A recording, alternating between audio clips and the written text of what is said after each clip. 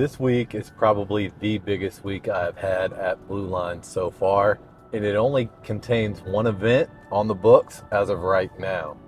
Today, I have my check ride for my private pilot's license. Bigger than my solos, bigger than my cross countries. Today is all about executing at a really high level on all of my maneuvers, as well as my oral for the practical exam of my life.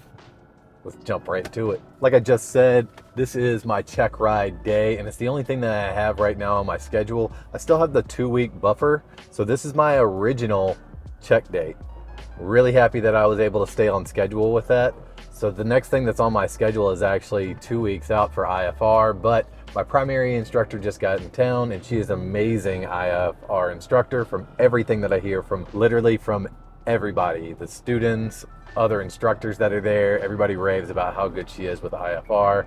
Her other student just got out of IFR and is going into the commercial academy, so hopefully that means her schedule is wide open to plug me in straight into IFR, assuming that I accomplish everything that I need to accomplish today. And of course, I'm getting called in early. I was originally scheduled for a 12:30 check ride. However, it looks like the instructor wrapped up something else early, so he's ready to go ahead and get started. So I won't even have time to really go back and review all of my materials, which makes me a little bit nervous. I was hoping to have an hour or so just to cruise back through, make sure that I feel really fresh.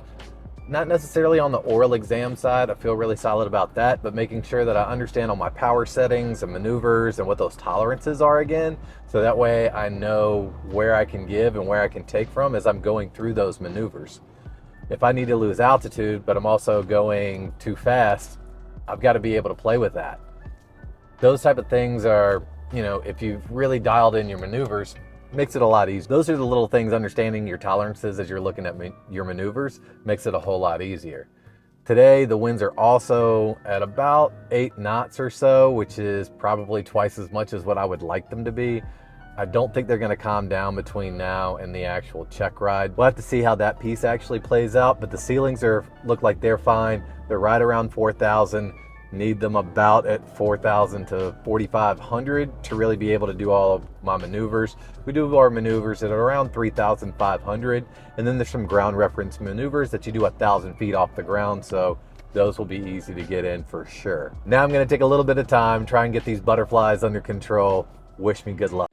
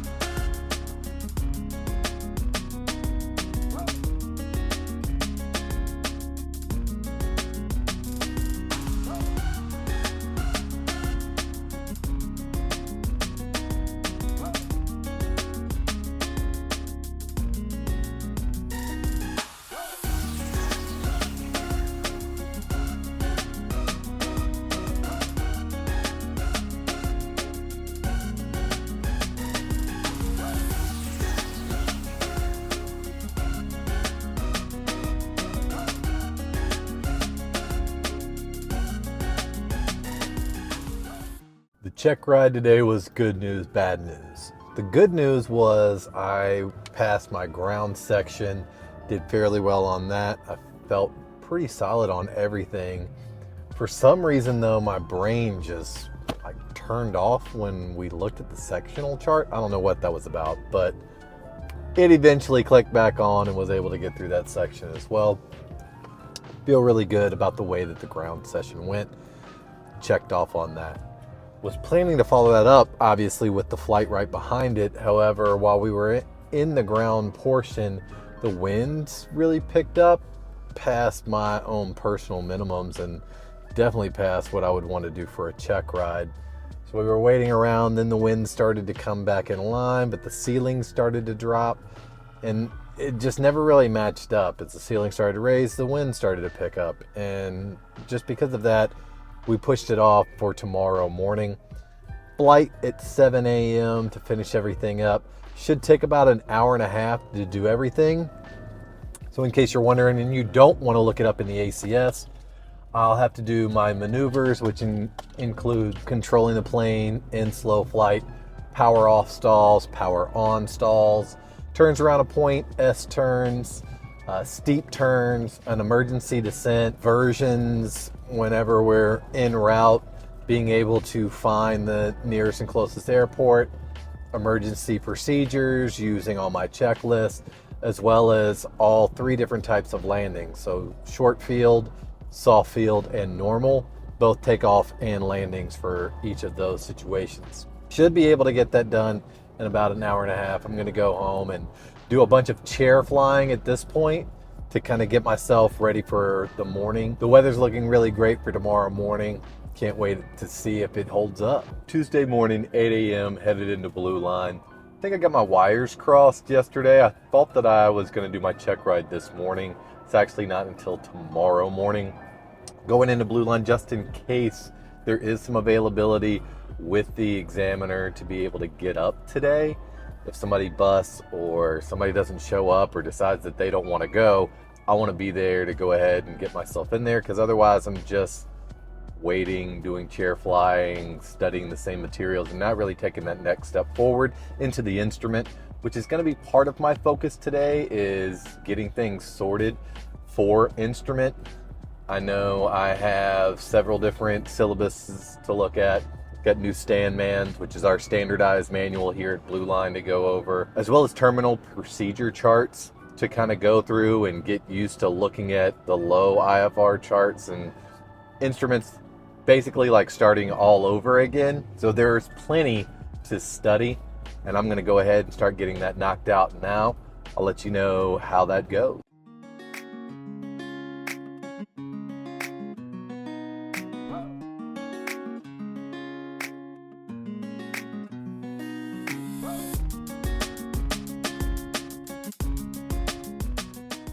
So I'm 1 day later than what my original sign up was. It is May 21st. I was scheduled to take my check ride on May 20th, and that included not having 2 weeks of buffer time that they automatically build in for weather and just mechanical malfunctions or anything like that that may set you up. But I have passed my private pilot check ride on my first go around. I'm super excited and stoked about that. I just can't tell you how excited and invigorated I feel right now. I know I'm just chocked full of adrenaline that I'm going to be crashing pretty hard later on tonight, but really, really excited. Very happy with my performance. I had one little hiccup, I would say, that was minor, but would have been enough to fail if I hadn't noticed it. I was delayed on my go around of taking my flaps from the landing position to the takeoff position on a go around. I was probably, 600 or 700 feet up before I noticed that I hadn't gotten it, and that's just, it's too far along. And when I hit my go around, I need immediately to hit those flaps. Once I get some positive VSI or see that I'm actually climbing, go ahead and get those out. So that one took a little bit too long. Not happy with that, but literally everything else went pretty good. Anytime I was making some mistakes, just verbalizing, I see I need to make this correction during these maneuvers. Here's what I'm thinking, here's what I'm doing, here's the checklist that I'm running, here's what the checklist says. Just hitting all of these things, making sure that I'm really solid on any hurdle that can come across, emergency descents, alternator failures, ECUs failing, just any of these things that may happen, being ready to act appropriately. So you really just want to make sure that you are up to standards on this, because as a private pilot, you are now the pilot in command, and these decisions and reactions are all on you. You can carry passengers now.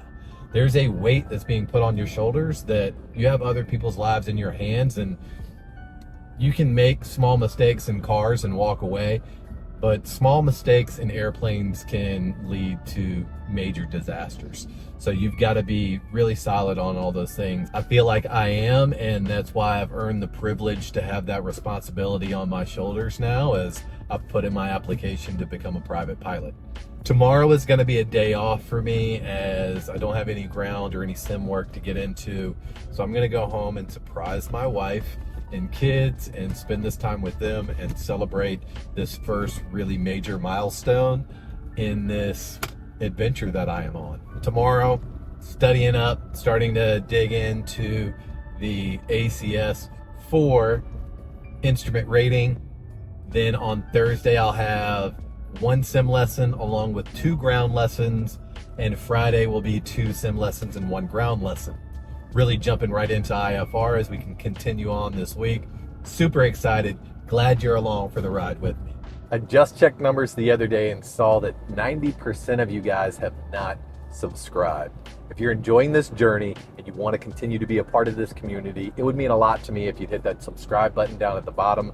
That way we can stay connected as we continue to push towards that 1,000 subscriber threshold. And hey, I just passed my private check ride, so if you'd hit that like button, show me a little bit of support, that'd mean a lot to me as well. Wednesday, just before noon, headed into Blue Line. Even though I don't have a ground or a flight schedule today, I do have a very important event that's the first of its kind for me while being at Blue Line.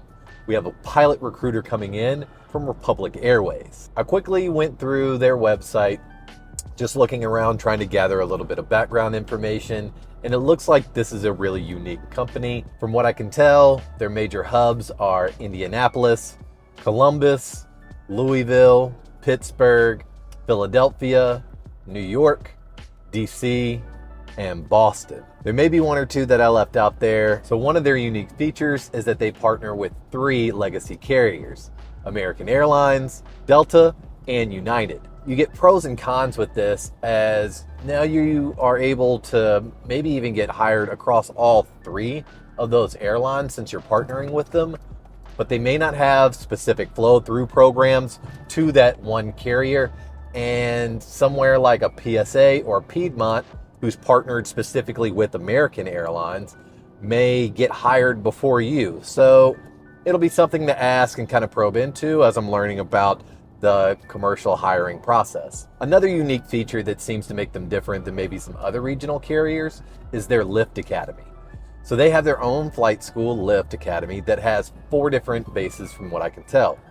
Again, in Indianapolis, one in Myrtle Beach, one in Galveston, Texas, and another in Tuskegee, Alabama. That may be another way for me to get in and work as a CFI, continue to build up hours. It'd be really interesting to see all the pros and cons that this company has as I talk to the recruiter and see what's available and out there for somebody just like you and me. Really cool experience. Just met Victoria and Cooper from Republic Airways. Both super nice. Of course they would be. They're on a recruiting trip, but you can kind of tell when people are faking it. And both of these people were very genuine. It was really nice learning more and more about Republic. They actually have 10 different hubs. I think a couple that I left out were Chicago and Newark. And there was 1 or 2 others that I may have left out, but they're basically all in the Northeast. They fly legs pretty much all over the East Coast, and a couple into Canada, it looked like. Not many, maybe Quebec City and Toronto. I don't know if there was many more than that, but all of that stuff is available on their website. Feel free to go and dig through that. They were really going through their training process, their cadet program, which is basically where you get that conditional job offer early on. As long as you meet certain minimums, you can kind of apply for those. And then when you are ready for your ATP license, you can go ahead and apply with them to go ahead into their training program. And then once you're there, I did learn that your clock kind of restarts again from your 1,500 hours to now you need 1,000 hours to go from first officer to captain. So learned lots of little information, things that I didn't know about before as far as the working processes of actually being a pilot and what it's like to work at an airline. Understanding schedules a little bit better, but mainly their training facilities, how they handle their cadet program, what it takes to get in, and what it looks like to become a first officer, and different pay rates and things like that that they have compared to others. Really informative, made me very motivated to go ahead and start looking at my own personal resume and start piecing together some of those things. So really nice opportunity to start doing a little bit of forward thinking, but before I put my cart in front of the horse, it's time for me to take a little bit of time and start studying up on my instrument. Catch up with you guys tomorrow as I've got a full day of simulations and ground. Thursday morning, headed into Blue Line. Today I've got sim work. I've got my first IFR lesson today. Don't really know what it's going to cover, so that's why I'm headed in a little early at 7 o'clock now. My sim lesson is at 7:30, so I'm going to sit down, look at the syllabus, kind of go through what I should know today, because it'll be interesting to see what I should be learning in the sim today. And then I've got 2 ground lessons, basically over things that we've already covered, but now just more towards IFR. So pilot qualifications, and also I think weather is in the second lesson. It'll be interesting to see what's being kind of added on to the information that I already know in those areas and start the whole study process all over again. IFR, from what everybody has told me from both the test and training, is probably the hardest of all the different kind of ratings that you go through. Be interesting to find that piece out as well and see how hard I have to push to get this particular rating done as well. And of course, I'll let you guys know exactly what I covered today during our daily wrap up.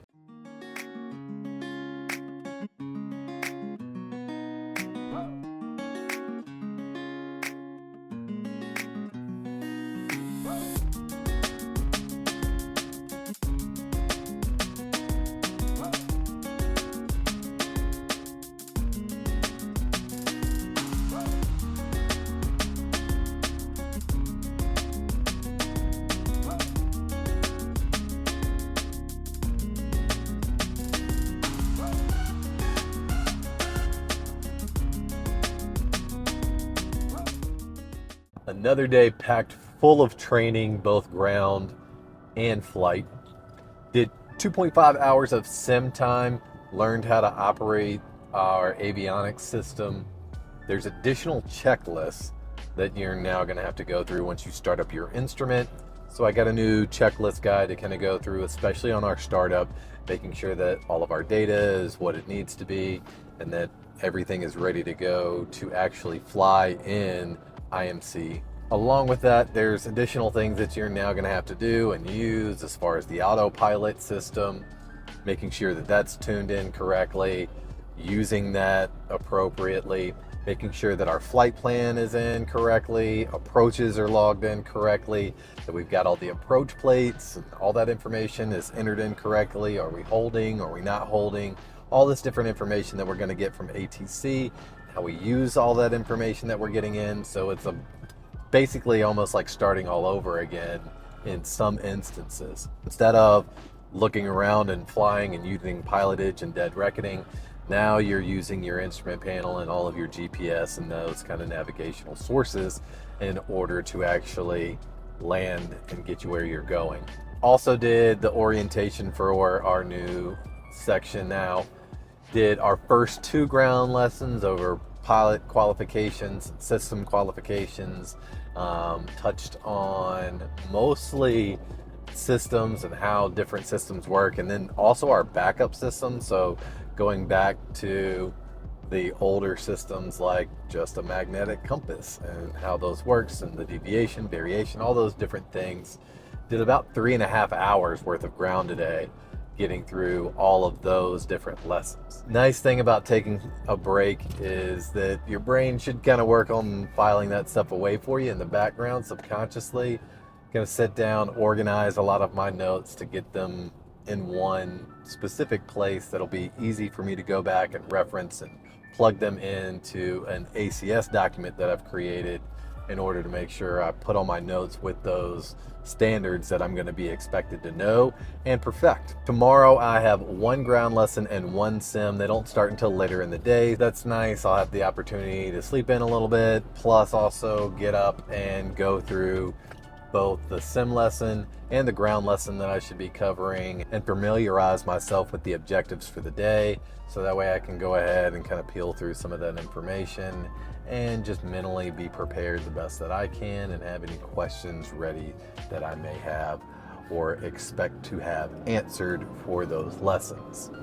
Catch you guys tomorrow. Friday at noon, headed into Blue Line today for my ground instruction as well as my second sim. Got about 2.5 hours of ground that I'll go through. I don't think I'll complete the entire lesson that we are supposed to be reviewing today. We were going to start at 12:30, but it looks like because of maybe some ceilings and things like that, some earlier flights got pushed back a little bit. So instead of 3.5 hours, we're going to do a 2.5 hour worth of ground instruction. And then I've got a sim for about 3 hours. Probably going to be more like 2.5 because there's going to be some briefing and things like that beforehand, and then jump straight into it. I imagine we'll be doing some reviewing of my new instrument checklist that we kind of have to go through at this point. I know my instructor, my primary instructor, is back from vacation. She's been absolutely slammed this week, and this will actually be the first lesson I've had with her in probably close to 3 weeks now. So it'll be interesting to see exactly how her take is on instrument versus what I've already learned for instrument.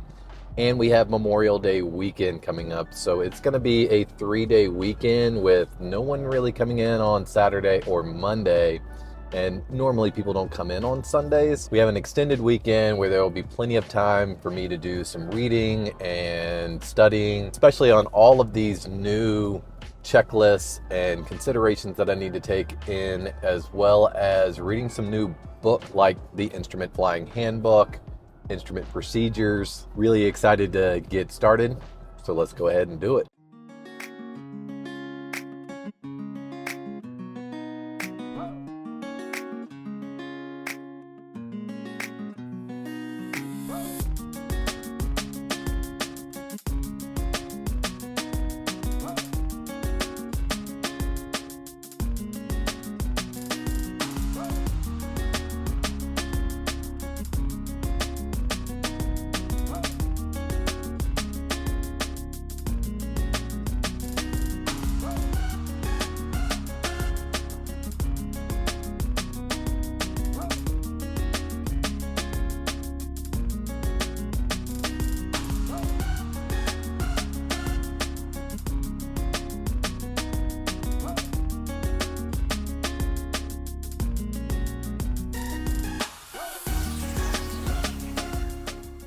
That puts a wrap on today as well as the entire week. Obviously, I'm very happy with the way things went, even though this was probably the least amount of hours that I've actually put in a plane since I've started. Today, I was able to get done with my one sim training that was a couple hours, and then about 2.5 of ground. There's going to be a bunch of ground lesson 4 that is just going to take a while to kind of get through all of that. And I still have 2 more sim sessions that I have to do before I actually get into a plane and start shooting these instrument approaches for real. Weekly wrap up. I'm not going to run through everything like I normally do because, to be honest with you, I only had 2 flights, and each of those were about an hour each, but one was a very important check ride flight. Super excited that I was able to get my private pilot's license done. Just waiting on a little bit more info to get put in by Blue Line, and then can finish the whole IACRA for it to be official and get my new license in the mail. Total hours, I'm sitting at 49.9, just a touch under 50 hours in total. That includes the 2.5 that I did as discovery flights. So if you wanted to look at it as far as what I've put in for the program, it was 47.5 hours, just about 47.4. However, for the program, I was supposed to use about 45 hours for my private, which means I've used about 2.5 more than what I should have to this point. It means that I just really need to pay attention during my instrument and commercial to get those back in line, so that way I don't have to pay anything extra as far as renting extra hours for the plane. I also did get into sims this week, which were about 4.5 of sims. So my IFR time went from 3.3 in total up to this point to now I got in, I think, 3.9 hours of simulated IFR time, So more than doubling what I've done already to this point. Also have 5 instrument approaches now to put into the logbook as well. Things are moving right along. Really hoping that next week I'm able to catch up on a bunch of time. It looks like I won't be back until Tuesday, which is great to be able to spend some time with family, but I was really hoping to push forward and get through the first 2 weeks of IFR training by the end of next week. We'll just see how it goes whenever my instructor is able to sit down and actually put in the new schedule and kind of get things cleaned up. We use Flight Scheduler Pro, so it is, from what I can tell in the back end, kind of a pain in the butt to deal with as far as deleting things and moving schedules around and all that kind of stuff. So hopefully she's able to get that done relatively quickly, and I can see what the schedule is going to look like and hopefully the pacing of things, and be able to really make up some time here that I've lost just kind of waiting on things to kind of get moved around, and the check ride and all that kind of stuff. Kind of put a little bit of a wrench in the system along with Memorial Day weekend. It is Memorial Day weekend, so I do want to take a second to thank everyone who is a service member, and especially family members of those who's lost somebody in the line of duty, POWs, MIAs, KIAs, any of those.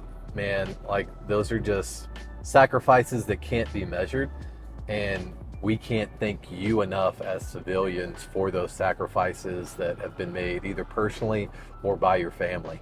Thank you so much. Really excited to now starting a Patreon channel as well. So you can find me at patreon.com/BradTakesFlight. There you'll get early access, exclusive content, as well as some exclusive merch and some live Q&A sessions that I'll be holding for some very exclusive members, as well as some shout outs, or just a general way to support the channel. Would love to see you guys over there as well. I've already got some polls posted.